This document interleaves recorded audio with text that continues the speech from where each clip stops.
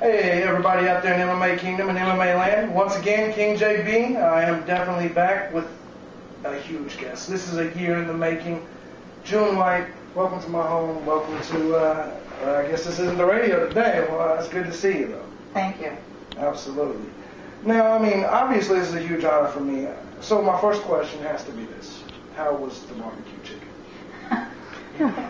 Dinner was great. Absolutely. Yeah. Very good. All of it. My wife made her a big plate today. We make big plates here, and I still haven't eaten my chicken, but she says it's good. We're gonna get to it. Obviously, you're here in Clearwater, Florida. You're up there from New Hampshire. I gotta ask you, what are you doing down here in Florida in this time period? I came down to my mom's trailer.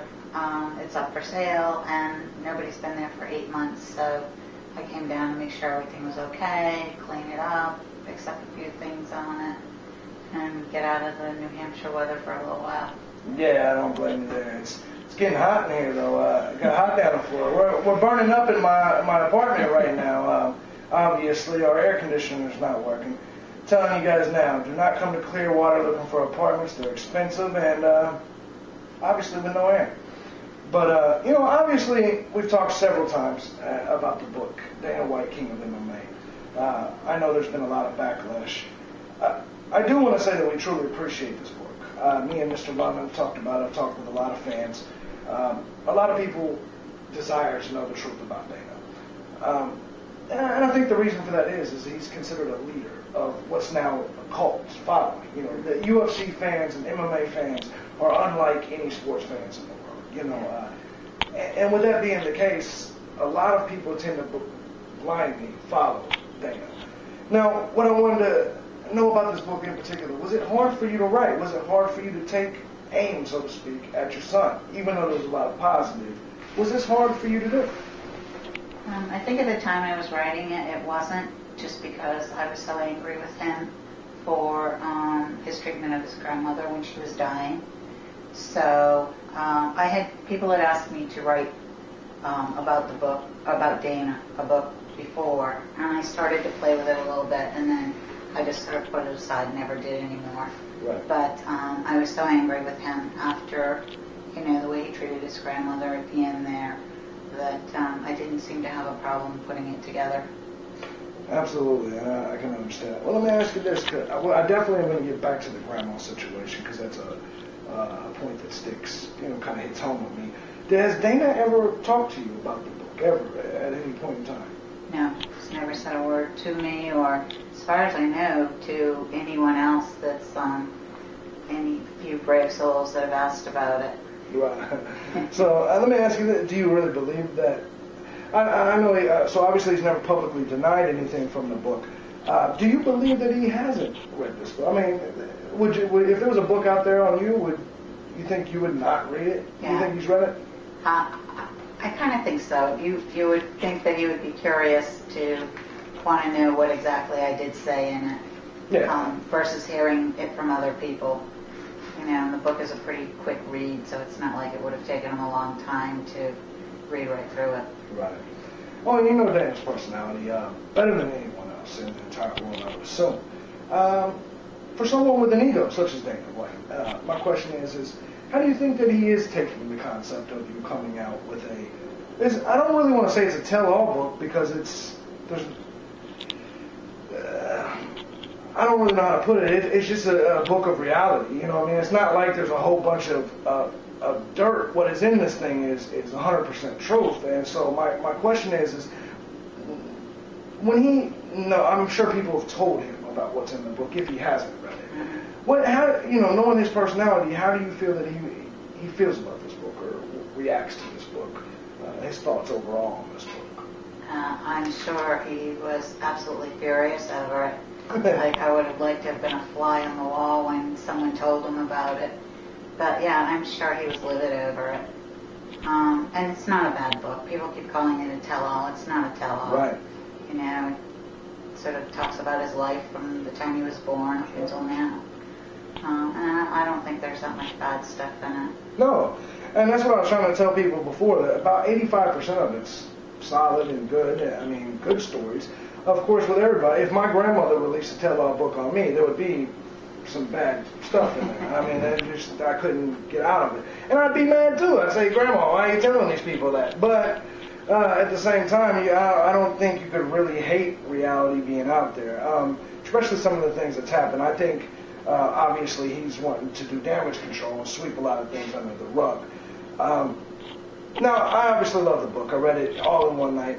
Now, as someone from the streets, I do love it when kind of fake hoods are exposed. And one of the things in this book that you did is you kind of exposed the fact that Dana's Southie image is not necessarily true. Could you elaborate on that at all and tell us, kind of how Dana White was raised and maybe your opinion on why you think he would portray this persona? Yeah, I mean, Dana, I've always said it, as far as I'm concerned, I think he had a pretty good life. I worked hard to give him and his sister things that I didn't have, And we were just talking about that. You always want your kids to have more and better than what you had. Sure. And Dana, as a kid, when we lived out in Massachusetts, he was a Cub Scout. He was an altar boy. He took music lessons. He took karate lessons. He played Little League and Pee Wee football. And so, he was just a normal little kid back then. Right. When we moved to Vegas, he spent his summers back east, and he went to a private school. Yeah. And he talks about being on the mean streets of Southie at the age of 17. Well, he was living with me until he was 20.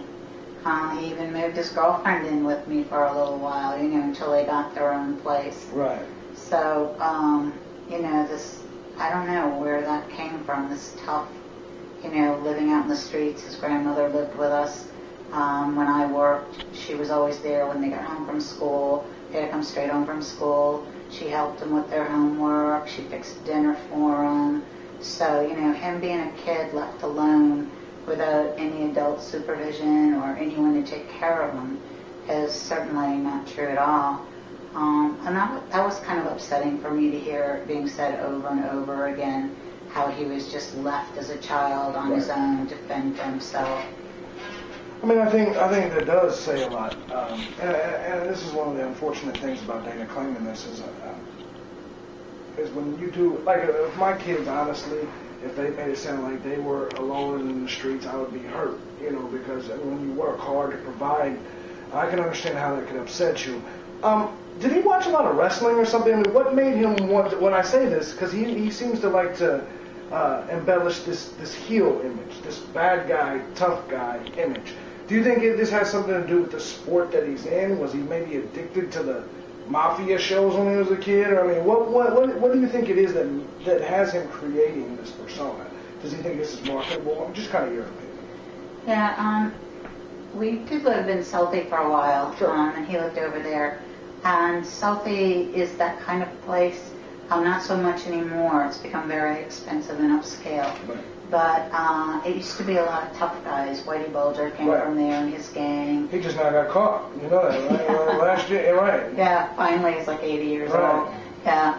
And there was that image of, and everybody almost wanted to grow up and be that. They wanted to grow up and be Whitey Bulger, or they wanted to grow up and be part of Whitey's gang. So it was sort of the way of life in Southie at the time. And Dana was over there for part of that, and some of the people he knew were part of that.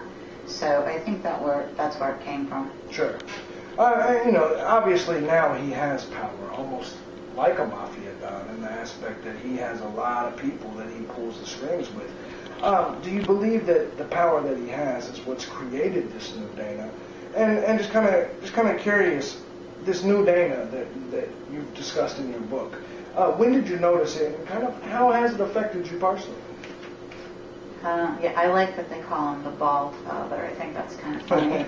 Yeah. When the UFC finally started to turn around and become a little successful, and they started making money off of it, I could see changes in Dana.